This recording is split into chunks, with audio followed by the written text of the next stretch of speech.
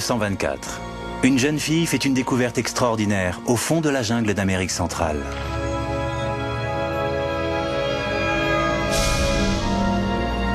Un crâne en cristal de roche magnifique, taillé dans un seul bloc de quartz très pur.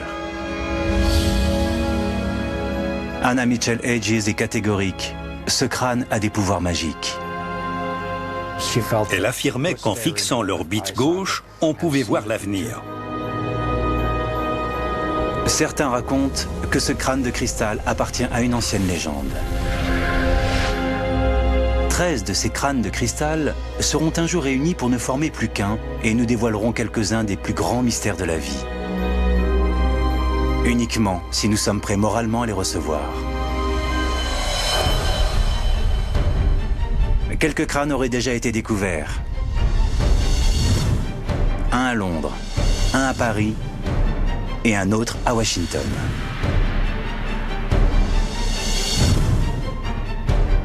Quelle est la part de vérité dans la légende des 13 crânes de cristal? Des recherches scientifiques récentes nous permettent aujourd'hui de révéler l'étonnante vérité qui se cache derrière l'histoire d'Anna Mitchell Hedges et la légende des 13 crânes. Est-il vrai qu'ils seront à l'origine d'une nouvelle aube de l'humanité et sauveront notre planète d'une fin apocalyptique?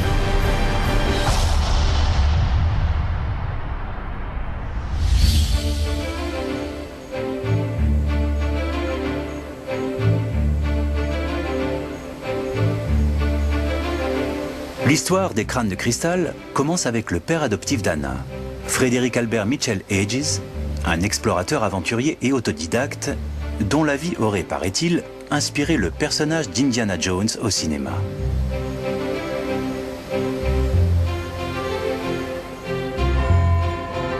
Né dans le Londres victorien de 1882, Mitchell Hedges entre comme commis à la Bourse de Londres à l'âge de 16 ans. Il ne s'y attardera pas. Quelques années plus tard, il embarque pour New York, travaille à Wall Street et s'enrichit rapidement.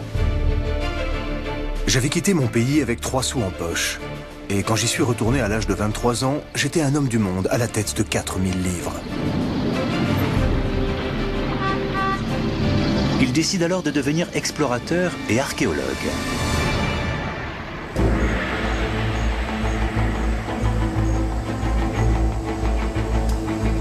Subventionné par de riches relations féminines et divers journaux, Mitchell Hedges va consacrer sa vie à l'exploration de l'Amérique centrale et de la côte des Caraïbes. Il s'entourait toujours de femmes nanties qui voyageaient avec lui et qui le plus souvent le finançaient. Je suppose qu'on pourrait le qualifier d'homme entretenu. Mitchell Hedges estime qu'une vie vécue sans piment et sans aventure n'est pas une vie. Il était du genre à rouler les mécaniques. Il aime se battre avec des poissons de mer géants. Chaque fois qu'il attrapait un poisson, c'était le plus grand poisson jamais pêché dans la région. J'ai pris des requins de 300, 400, 500 kilos. Puis, à 15 heures, je suis tombé sur un poisson qui m'a résisté comme jamais. Un poisson-scie géant, 9 mètres de long, plus de 5 mètres de circonférence, faisant plus de 2 tonnes. Il déclare avoir découvert une nouvelle population au Panama. Je m'étais fixé la tâche de découvrir l'Amérique centrale. Des milliers de kilomètres carrés inhabités, couverts de vastes étendues sauvages de jungles, de marais et de montagnes où l'homme n'avait jamais foulé le sol. Il affirme avoir mis au jour 21 sites en Amérique centrale et raconte des histoires à dormir debout. Chaque petite parcelle de jungle regorgeait de serpents venimeux et de plantes vénéneuses. Il ira même jusqu'à dire qu'il a déterré des artefacts vieux de 25 000 ans, provenant de la civilisation perdue de l'Atlantide. Quand on appelle son livre « Le danger mon allié », ça donne une idée du personnage.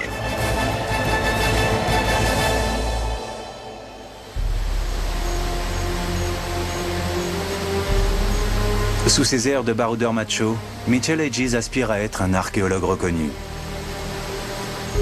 Mitchell Hedges a sans aucun doute collecté un grand nombre de matériaux archéologiques qu'il a parfois décrits dans ses livres.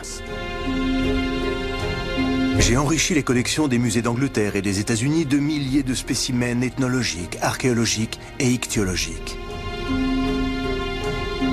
Je n'ai jamais accepté la moindre somme de la part d'un musée ou d'une institution, que ce soit pour financer mes expéditions ou en retour de mes services.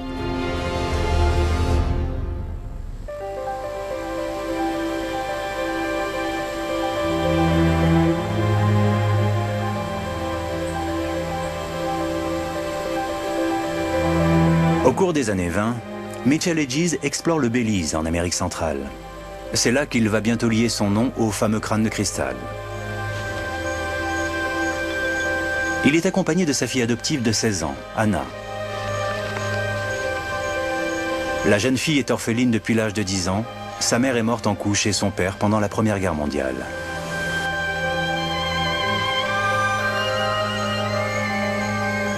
Mitchell Hedges a pris la jeune orpheline franco-canadienne sous son aile en 1917 et elle est devenue sa fidèle compagne de voyage.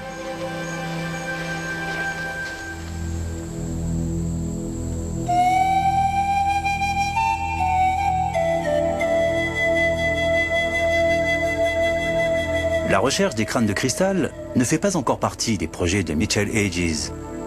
S'il est ici au cœur de la jungle du Belize, c'est avec la ferme intention de trouver l'une des cités perdues de la civilisation maya.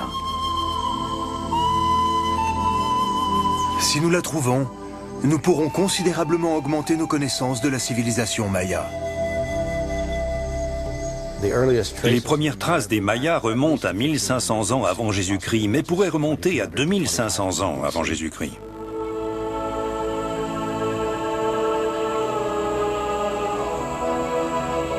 La civilisation maya a été l'une des plus avancées de son époque, avant de s'éteindre il y a plus de 1000 ans.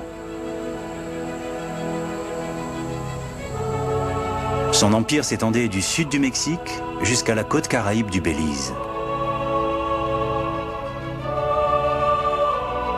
Les Mayas ont développé une écriture, ainsi que des systèmes mathématiques complexes.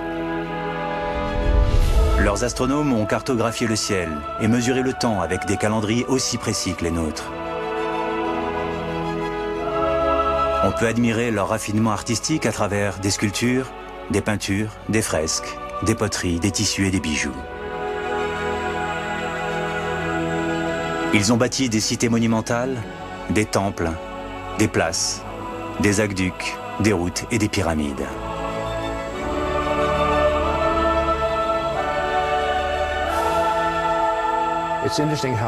C'est fascinant de voir à quel point les sites archéologiques mayas dégagent une sorte d'aura très romantique, avec la luminosité de ces temples blancs dans la jungle.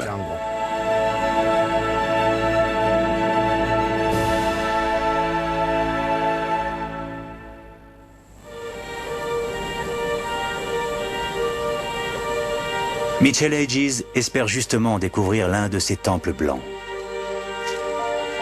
J'avais à maintes reprises entendu les indigènes parler de grands monticules de pierre enfouis dans la jungle et j'avais une vague idée de l'endroit.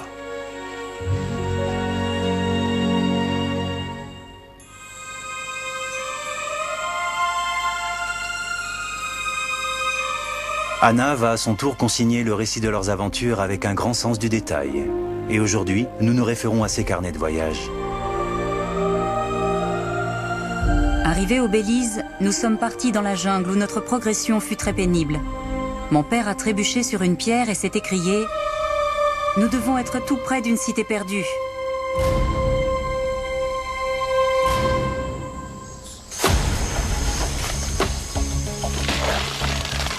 Anna raconte ensuite comment son père demande aux hommes qu'il a engagés, des Indiens descendants directs des Mayas, d'abattre les arbres et de dégager un passage. Ils finissent par faire une découverte spectaculaire.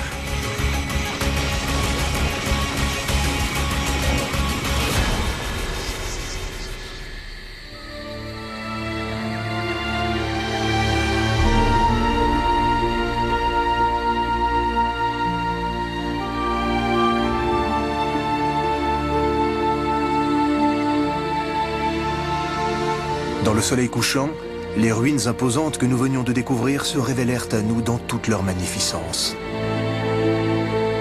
Le ciel s'empourpra et tout baigna alors dans une lumière rouge. La jungle, les cours désertes, les terrasses et les pyramides de cette grande cité que nous appelâmes Lubantun, un terme maya signifiant la cité des pierres tombées. Lubantun est un site maya absolument fascinant. Les ruines se dressent sur un promontoire rocheux situé entre deux ravines à 30 km environ des côtes du Belize. On y trouve une succession de cours, de temples et de palais. La ville a été fondée aux alentours de l'an 700 et on sait qu'elle a été abandonnée vers l'an 850.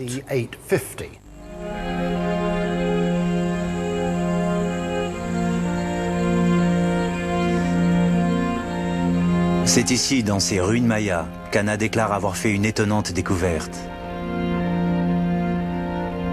J'avais 16 ans quand je l'ai trouvé. C'était un jour de l'an, le 1er janvier 1924.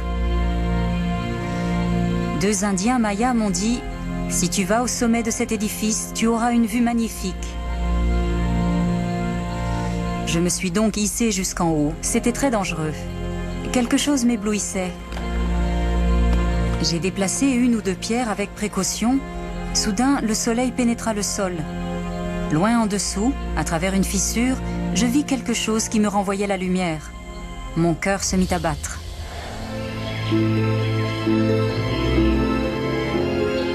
Anna semble avoir découvert une chambre dans les profondeurs de la pyramide, désormais recouverte de lianes et d'arbres. Quel secret peut-elle bien contenir, se dit-elle. Anna raconte comment son père et ses hommes enlevèrent alors toutes les pierres et comment 3 semaines plus tard, pour ses 17 ans, elle reçut la permission d'aller explorer la chambre de la pyramide.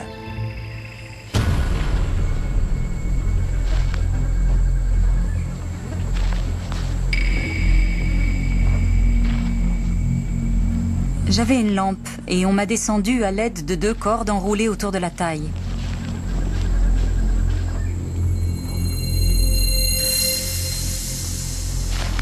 J'étais terrorisée à l'idée des serpents et des scorpions qui devaient être là.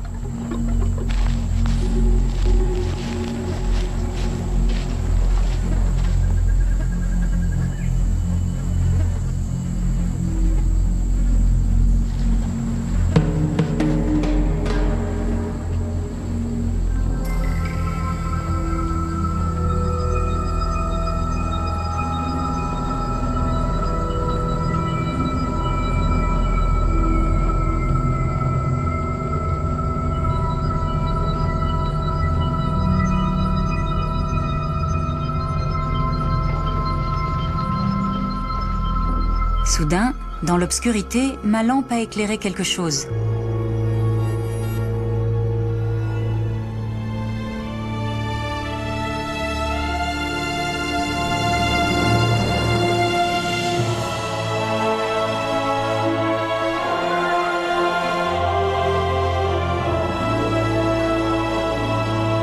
C'était un crâne. Je n'avais jamais vu quelque chose d'aussi beau.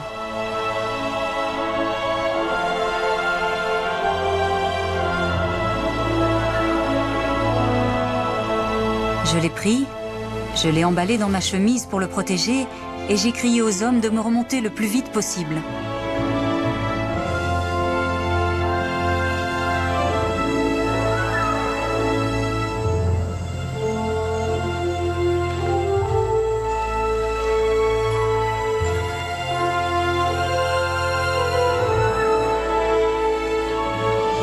Elle décrit ensuite sa découverte. Il a la taille et la forme d'un crâne humain. Il est presque entièrement transparent. Il semble être en cristal et en parfait état de conservation.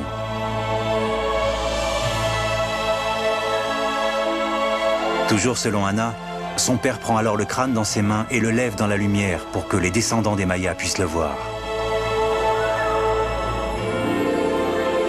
Il y eut un moment de stupéfaction silencieuse, puis tous les Mayas exultèrent, embrassant le sol, tombant dans les bras les uns des autres.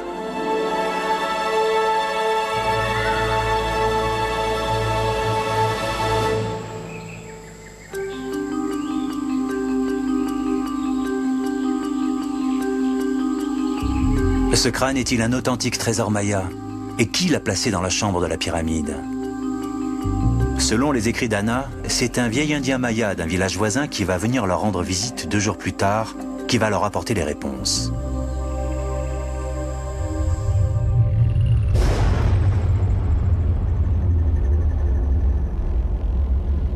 Il nous a dit que le crâne était très ancien, qu'il avait été fait d'après la tête d'un grand prêtre des milliers d'années plus tôt.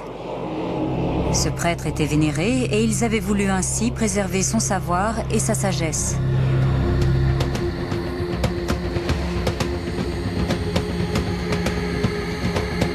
Selon la légende, le grand prêtre maya l'utilisait au cours de ses rites ésotériques.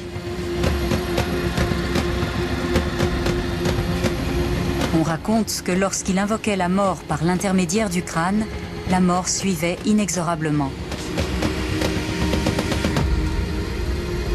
Mon père l'appelait le crâne du destin funeste.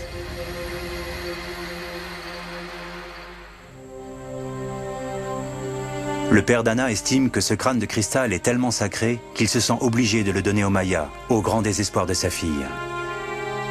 J'étais très en colère. J'avais risqué ma vie pour descendre le chercher.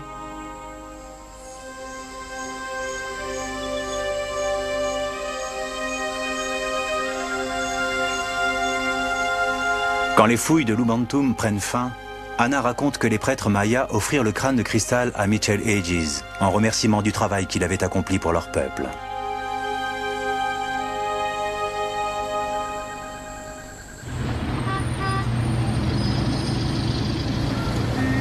« 1927. La famille est de retour en Angleterre avec le crâne. Curieusement, Mitchell Hedges va garder son existence secrète pendant 27 ans, jusqu'au jour où il rédigera son autobiographie, Le danger, mon allié.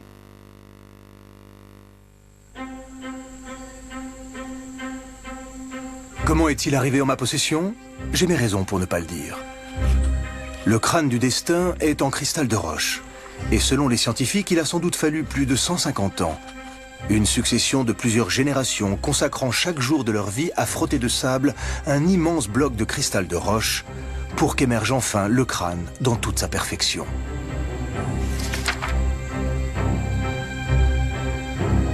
On dit qu'il est l'incarnation du mal. Certaines personnes sceptiques à son sujet sont mortes.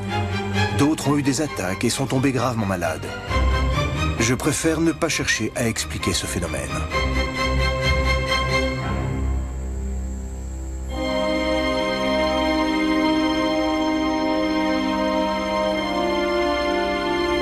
Cinq ans plus tard, en 1959, Frederick Mitchell Hedges meurt d'une crise cardiaque.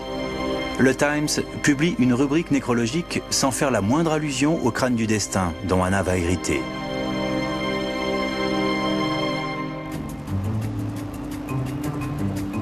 Le crâne de cristal va enfin sortir de l'ombre. Anna contacte un homme avec qui son père était en affaires, un marchand d'art et restaurateur de San Francisco, Frank Dorland, pour promouvoir le crâne dans tout le pays. Elle envisage de le vendre pour 50 000 $, l'équivalent de 300 000 € actuels. En novembre 1963, Dorland lui écrit « Le crâne du destin est plus vraisemblablement le crâne de la connaissance, comme je l'ai souvent fait remarquer. Je serais ravi de m'occuper de ce trésor artistique pour vous. Nous pouvons lancer une campagne de promotion et obtenir votre prix. » Anna cherche alors à prouver l'authenticité du crâne, afin de pouvoir en tirer le meilleur prix. Elle s'envole avec pour New York et laisse le soin à Dorland de faire des recherches plus avancées. Je suis partie en emportant avec moi le crâne du destin. La seule chose que mon père ait jamais gardée de ses expéditions. J'espère qu'un jour il trouvera un lieu où il pourra être admiré de tous.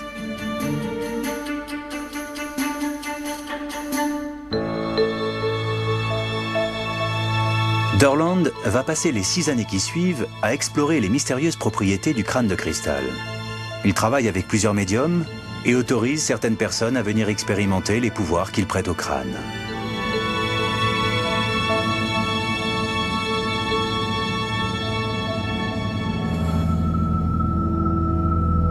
Très vite, d'étranges phénomènes se sont manifestés quand le crâne était sorti du coffre.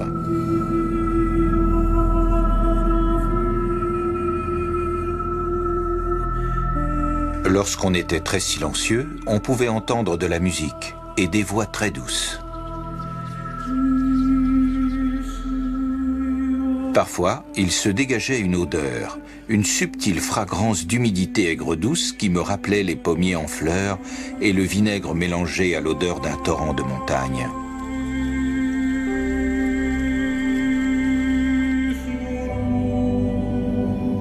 En approchant la main du crâne, on pouvait sentir un picotement, comme un courant électrique, et à certains moments, on vit clairement des formes et des ombres se mouvoir à l'intérieur.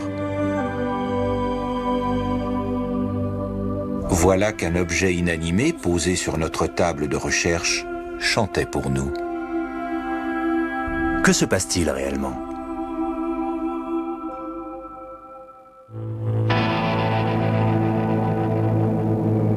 En 1970, Dorland suggère à Anna de faire examiner le crâne au laboratoire de Hewlett-Packard à Santa Clara en Californie. Charles Adams fait partie de l'équipe qui l'examine. C'était une pièce tout à fait étonnante, très bien ouvragée. On a tous été forcément fascinés en tant que cristallographes. On demande aux chercheurs de Hewlett-Packard de faire une étude pour certifier qu'il s'agit bien d'un authentique artefact maya vieux de 1000 ans. On a pu déterminer qu'il s'agissait d'un seul bloc de quartz, d'une très grande pureté. On a analysé au microscope des portions de surface, mais on n'a pas réussi à trouver la moindre trace indiquant l'usage de machines modernes.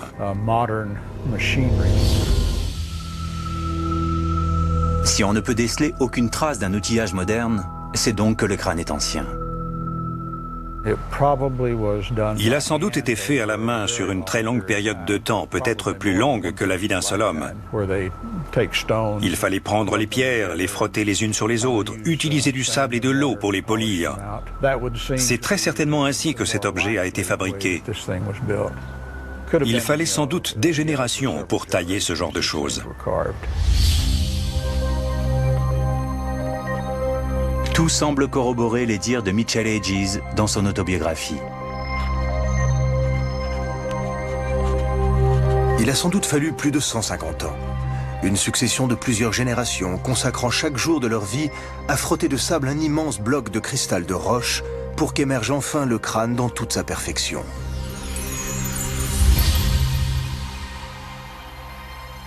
Certains chercheurs vont jusqu'à avancer des hypothèses encore plus extraordinaires. Le crâne de cristal est d'une telle perfection qu'il ne peut provenir d'aucun processus de fabrication humain. Ce qui amène l'un des membres de l'équipe à faire cette réflexion, ce crâne ne devrait même pas exister.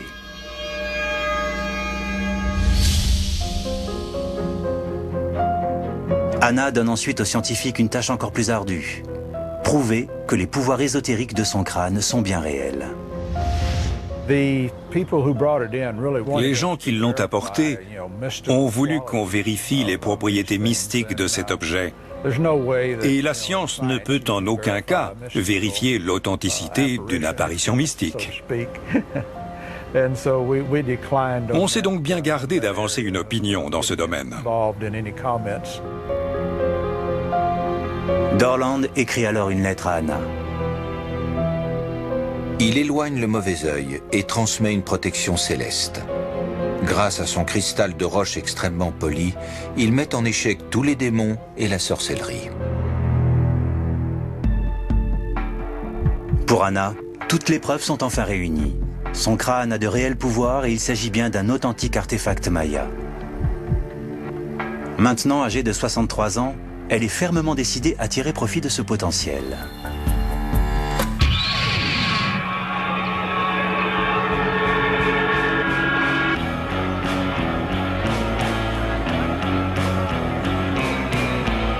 Elle ne peut pas trouver meilleur moment. Nous sommes fin des années 60, début des années 70, en pleine émergence de la nouvelle contre-culture sociale et du regain de spiritualité qui l'accompagne. Le cristal de roche est alors très recherché pour ses soi-disant pouvoirs de guérison, pour la méditation et les énergies qu'il est censé procurer. Les crânes de cristal sont devenus une mode.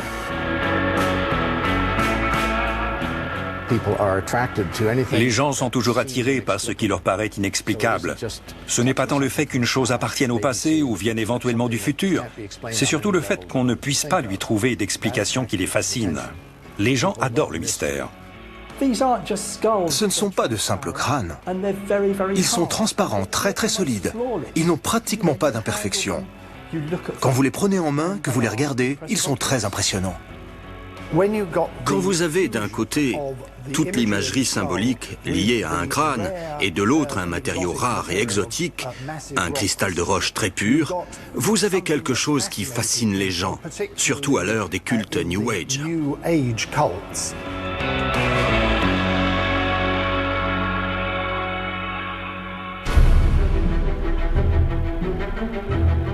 Pendant 30 ans, Anna va exploiter au maximum le mysticisme lié au crâne et se faire un certain renom. Elle a fait le tour des États-Unis avec le crâne. À chacune de ces étapes, elle raconte sa découverte du crâne à Lubantum et décrit ses étonnantes propriétés. Les prêtres mayas m'ont dit que le crâne était important pour l'humanité. Ils nous ont donné le crâne dans un but précis. Je ne suis pas sûre de savoir quel est exactement ce but, mais je sais que c'est très important. J'ai vécu 7 ans parmi le peuple maya lorsque j'étais jeune. J'ai mangé et j'ai dormi comme eux, à même la terre. Et quand vous avez vécu avec un peuple si proche de la nature, vous devez les croire. Elle était précédée par tout un battage publicitaire émanant de la presse et des chaînes de télévision locales qui annonçaient la venue en ville du crâne du destin. Moquez-vous, dit la légende maya, et vous mourrez. La propriétaire n'est autre que l'exploratrice et collectionneuse Anna Mitchell Hedges. Vous y croyez? Oui, j'y crois, sans aucun doute. Car nous avons connu plusieurs accidents depuis que nous l'avons. Quel genre d'accident? Un caméraman est venu le filmer et s'en est moqué. Quand il a développé son film, la chambre noire a explosé. Et je crois que cet homme court encore. Elle prenait une chambre d'hôtel. Le crâne était posé sur un socle recouvert de velours noir, avec un projecteur braqué sur lui. Et elle faisait payer $5 le droit de venir le regarder. Elle autorisait les gens à le toucher. Parfois même, ils pouvaient le soulever et le faire tourner pour l'observer. Il n'émane jamais rien de bon du crâne du destin? Pas si vous en riez. Mais avec moi, il a toujours été très bon. Qu'entendez-vous par là? Eh bien, je l'aime parce que je l'ai trouvé quand j'étais avec mon père. C'est le premier petit trésor que j'ai trouvé par moi-même.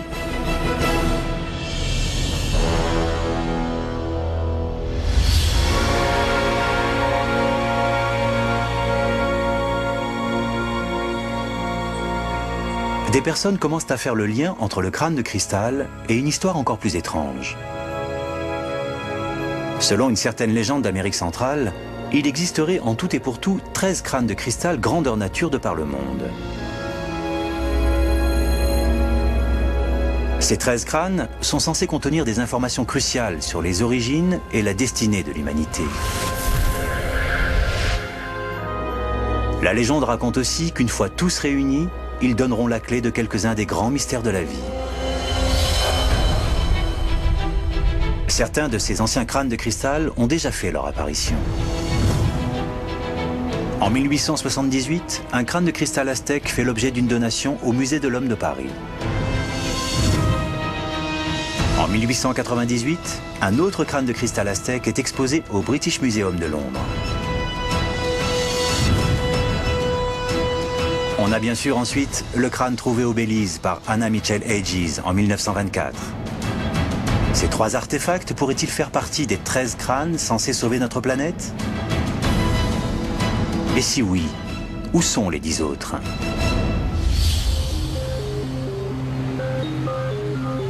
En 1992, un étrange événement va venir bouleverser le regard que le monde entier porte sur Anna Mitchell Hedges et les légendes des crânes de cristal. Un crâne énorme, de près de 15 kilos, vient d'être déposé sur le seuil du Museum of American History de Washington.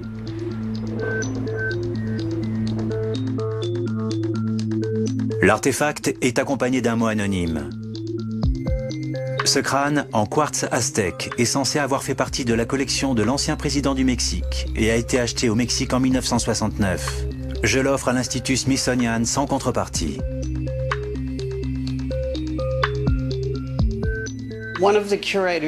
Un des conservateurs m'a appelé et m'a demandé si j'avais déjà entendu parler de crâne de cristal. Je savais que le British Museum avait un crâne. Alors j'ai dit oui, un peu. Et il m'a dit, quelqu'un vient de nous en apporter un. Et je ne sais pas quoi en faire. J'ai dit, eh bien, je le prends. Il m'a fait, attention, ne le regardez pas dans les yeux, il porte malheur. Et c'est ainsi que j'ai eu mon premier contact avec les crânes de cristal.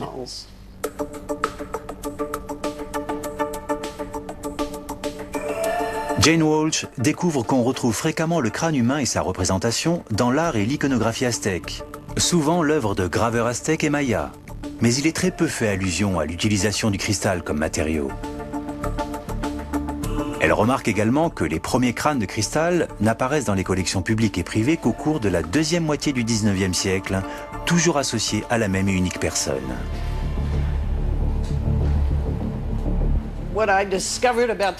Pour le crâne qui se trouvait à Paris, j'ai découvert que le musée l'avait acquis auprès d'un antiquaire français du XIXe siècle. Il s'appelait Eugène Boban. Boban est un marchand d'antiquités passionné par les artefacts de l'Ancien Mexique. Il exhibe pour la première fois un crâne de cristal aztèque dans sa boutique parisienne au cours des années 1870. Il prospectait et faisait des fouilles sur des sites archéologiques et ensuite il vendait ses découvertes. En 1878, le crâne aztèque de Boban se retrouvera dans une vitrine du Musée de l'Homme à Paris. Jane Walsh découvre ensuite qu'un autre crâne de cristal aztèque a lui aussi fait son apparition dans la boutique de Boban. Il décrit ce dernier comme un véritable chef-d'œuvre de la sculpture et affirme qu'il est unique au monde. En 1896, il est vendu à Tiffany's, la célèbre bijouterie de luxe de New York, au prix de 900 $, soit 80 000 € actuels. Le New York Times relate la vente du crâne comme étant la plus haute enchère jamais atteinte dans tout le pays. 10 ans plus tard, en 1897, le crâne fait partie de la collection permanente du British Museum.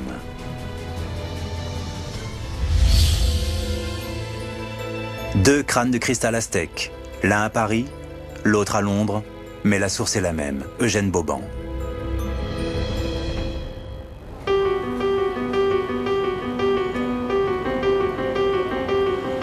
« 1996.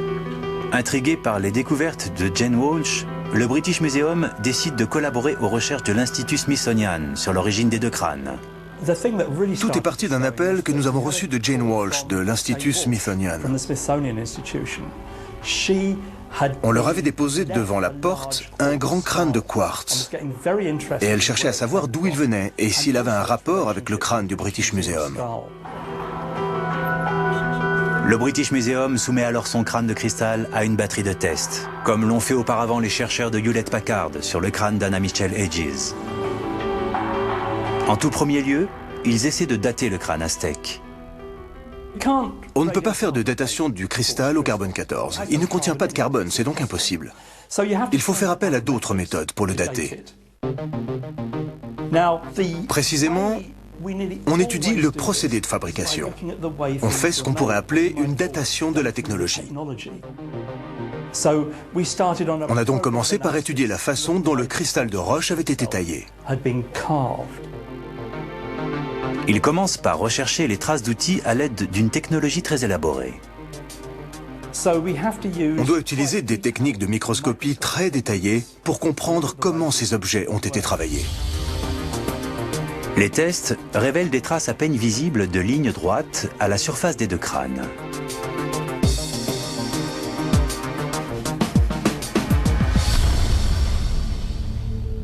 La technologie de l'âge de pierre permettait-elle de créer ce genre de lignes droites ?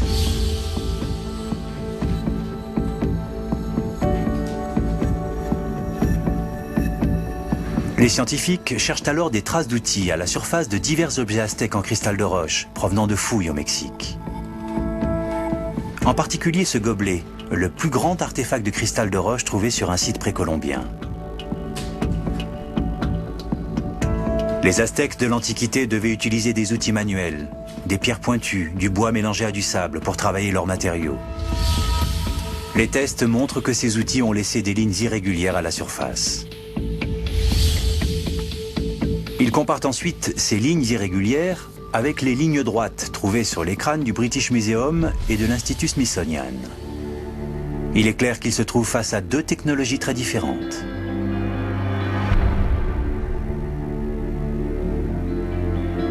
Avec leurs outils manuels, les Aztèques de l'Antiquité n'auraient jamais pu réaliser des lignes aussi droites et aussi régulières que celles des deux crânes de cristal.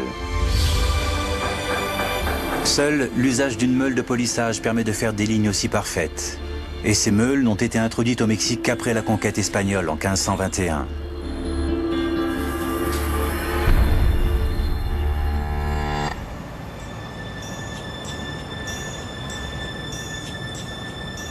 Les deux crânes sont ensuite passés sous le balayage d'un microscope électronique.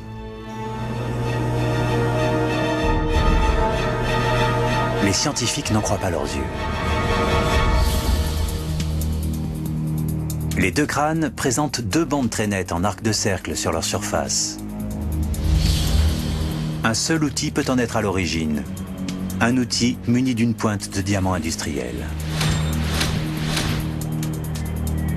Les pointes de diamant industriel n'ont été utilisées qu'à partir du 19e siècle. Les crânes n'ont donc pas pu être fabriqués avant.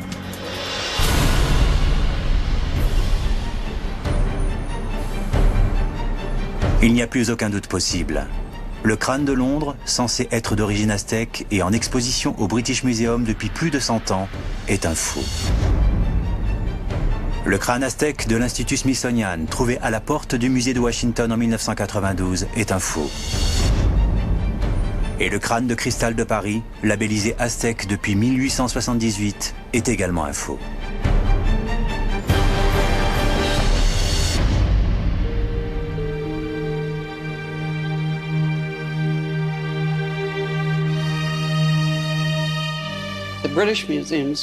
Le crâne du British Museum a sans doute été réalisé peu de temps avant sa première apparition dans la boutique de Vauban en 1881. Les recherches conduites par le Louvre sur le crâne de Paris semblent indiquer qu'il aurait été fabriqué aux alentours des années 1850. Quant au crâne du Smithsonian, il semble avoir été poli à l'aide d'une technologie qu'on ne trouve qu'après la Deuxième Guerre mondiale. On a donc toutes les raisons de penser qu'il a été fait dans les années 1950. Les trois crânes sont des faux, à Londres, à Paris, comme à Washington. Il ne reste que le crâne d'Anna Mitchell Hedges, trouvé au Belize en 1924.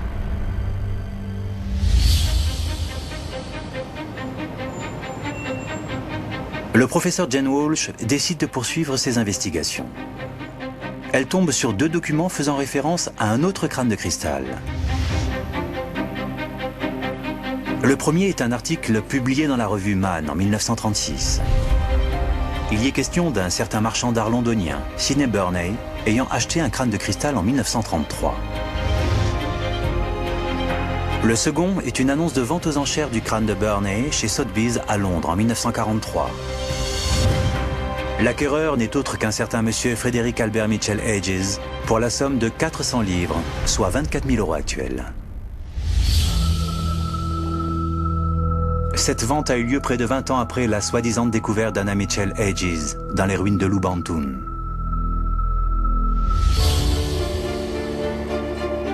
Anna monte immédiatement au créneau et prétend que l'explication est très simple. Elle a bien trouvé le crâne en 1924, mais en 1943, son père traversait une mauvaise passe. Père voulait retourner à Lubantun, mais était à court d'argent. Monsieur Burney lui a fait un prêt et mon père lui a laissé le crâne en guise de garantie jusqu'à ce qu'il le rembourse. Quand il a entendu par la suite qu'il l'avait mis aux enchères, mon père est devenu blême.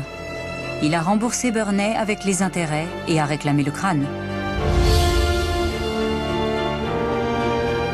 Mais lorsqu'on demande à Anna si elle possède des documents prouvant que son père était bien en possession du crâne avant l'acquisition de Burney, elle répond que tous les papiers ont été emportés par un cyclone.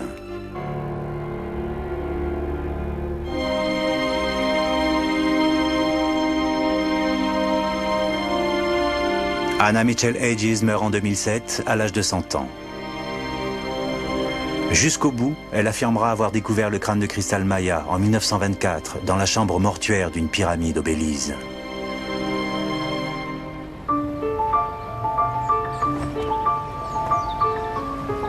Ce n'est qu'en 2008, après la mort d'Anna, que le professeur John Walsh pourra enfin examiner le crâne des Mitchell Hedges à l'Institut Smithsonian.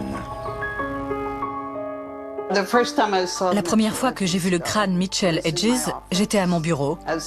Quelqu'un l'a sorti d'une caisse tapissée de velours. J'ai été décontenancée par la clarté du cristal, sa luminosité, son aspect poli. C'était vraiment comme un bijou. La technologie a fait un bond en avant depuis les derniers tests pratiqués sur le crâne Mitchell Hedges en 1970 par Hewlett-Packard. On a décidé d'utiliser tous les moyens possibles et imaginables pour l'examiner. On l'a donc scanné, passé au rayon X. On en a fait des moules en silicone. Après une dernière batterie de tests avec un microscope électronique de dernière génération, Jane Walsh arrive enfin à la vérité. Ce qu'on voit ici à l'écran, c'est un moulage que j'ai fait à partir d'une gravure précolombienne en jade, vieille de 3000 ans. On voit bien qu'ils ont dû utiliser une pierre aiguisée avec un seul mouvement d'avant en arrière. La technique de polissage utilisée est également très douce, avec beaucoup de petites indentations sur les zones de la pierre qui n'ont pas été polies. En comparaison, voici une partie des dents du crâne Mitchell Hedges. Vous pouvez voir que des roues minuscules ont été utilisées pour créer ces indentations sur la surface de mastication des dents. En dernière analyse, quand on a vu ces images, on a eu la certitude absolue que le crâne Mitchell Hedges était l'œuvre d'un graveur de pierre contemporain. Il utilisait des outils diamantés, des tout petits forets, des molettes de découpe qui ne peuvent pas et n'ont pas existé à l'époque précolombienne.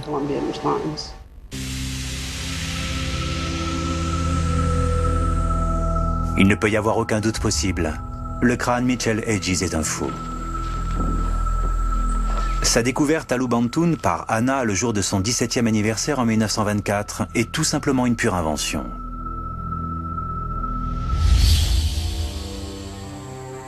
Et soudain, le mystère s'éclaircit.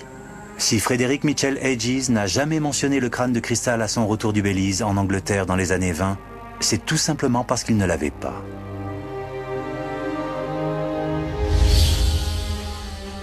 Par contre, il a bien acheté le crâne mis en vente par Sidney Burney en 1943. Il en a même parlé à son frère la même année dans une lettre. Tu as peut-être lu dans la presse que j'ai fait l'acquisition d'un étonnant crâne de cristal qui appartenait à la collection Sidney Burney. Il n'en existe qu'un autre comme celui-ci. Il est au British Museum et est connu pour ne pas avoir la même pureté que le mien. Cette révélation explique pourquoi Mitchell Hedges n'a jamais fait la moindre allusion à la soi-disant découverte de sa fille dans son autobiographie « Le danger, mon allié », rédigée en 1954. En fait, elle n'était même pas à ses côtés cette année-là.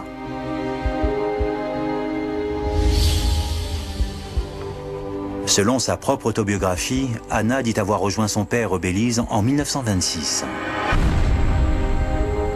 2 ans après sa soi-disant découverte du crâne.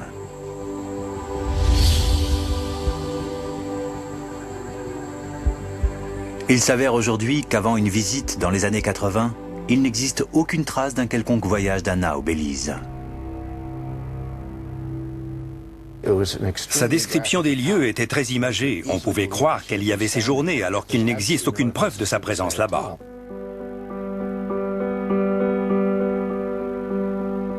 Alors pourquoi Anna a-t-elle inventé une histoire aussi rocambolesque?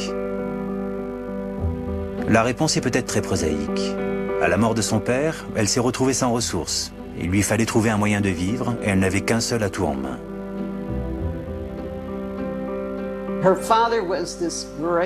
Son père était un fabuleux conteur. Il écrivait pour les journaux des récits de bataille avec des poissons gigantesques. Et je pense qu'à force de le côtoyer, Anna a hérité de cette capacité d'affabulation.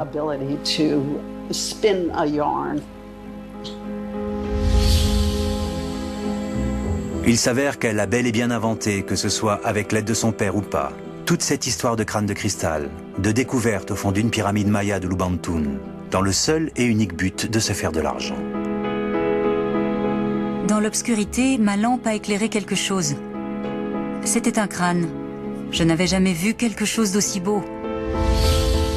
Anna Mitchell Hedges fut d'abord une simple menteuse, puis une menteuse accomplie, pour finir mythomane. Je l'ai trouvé quand j'étais avec mon père. C'est le premier petit trésor que j'ai trouvé par moi-même. Elle a tellement souvent raconté cette histoire qu'elle a fini elle-même par y croire.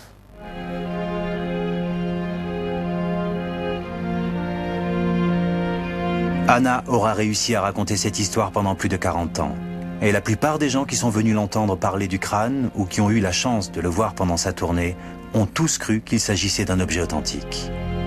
Cela ne me surprend pas beaucoup qu'elle ait pu s'en sortir aussi longtemps.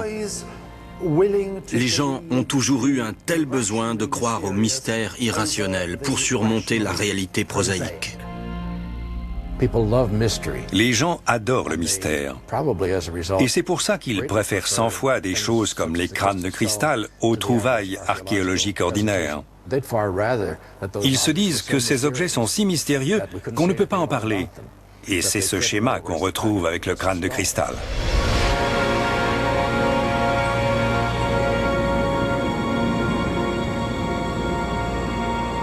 Après toutes ces révélations, que penser de la légende des 13 crânes de cristal qui doivent nous aider un jour à résoudre les grands mystères de l'humanité? Les crânes les plus célèbres se sont avérés faux, sans doute fabriqués en Europe. Reste encore à prouver qu'il existe bien une telle légende en Amérique centrale. Nous n'avons aucune preuve de l'existence de crânes de cristal dans les civilisations antiques d'Amérique. En fait, les Mayas ne connaissaient même pas le cristal de roche. Ce n'est pas un matériau que l'on trouve à l'état naturel sur leur territoire. Les archéologues ont ignoré ces histoires tout simplement parce qu'elles n'avaient aucune pertinence. Même si cette légende est une pure invention des temps modernes, il y aura toujours des gens pour croire qu'il existe bien 13 crânes de cristal disséminés de par le monde et qu'un jour, ils ne feront plus qu'un pour sauver notre planète.